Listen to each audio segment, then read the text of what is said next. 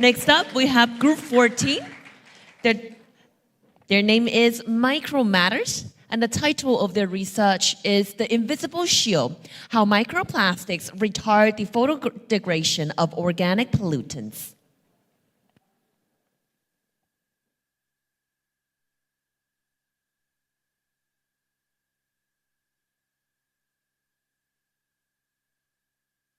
We all know that microplastics are harmful pollutants themselves, but can they also act as invisible shields, increasing the longevity of water pollutants?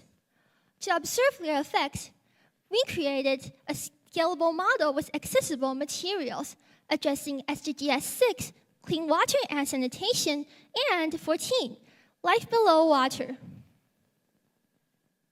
To mimic real-world conditions, we firstly abraded PET bottles with 600-grade sandpaper, replicating the jagged plastic found in our ecosystem. Then we put those microplastics into the solution that contains different kinds of pollutants. Using a process system, we emulated pollutant category: methylene blue for industrial waste, detergent for domestic runoff, and coffee for dissolved organic matter. But how could we measure the shielding effect without professional equipment? Our answer is this low-cost dark box. Isolating samples inside with a controlled smartphone screen and Lux app eliminated external interference. Applying the Beer-Lambert law, we calculate the degradation rate through the light absorption, ensuring reliable and repeatable results. While economical and realistic, our method has limitations: weather-dependent lighting and inconsistent particle sizes. Future model can incorporate controlled UV lamp to standardize exposure. Despite some mold growth in our coffee samples, our results agree with previous research, which answers the question. Microplastics can indeed act as invisible shields, hindering degradation through mechanisms such as adsorption, light blocking, and chemical stabilization. So, what does this imply for the future of our marine environment? Building on this approach, our method can be scaled to interaction between different microplastic and pollutants, identifying the most harmful pollutants for water quality. Furthermore, a method can also be used to verify the validity of other water purification methods, such as coagulation flocculation, dissolved air flotation, and advanced oxidation processes.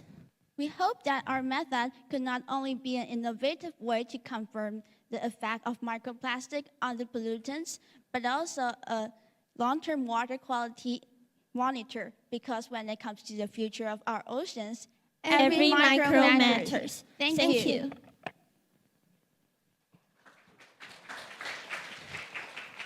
Thank you. It's quite interesting. So, did you measure the size of your plastics?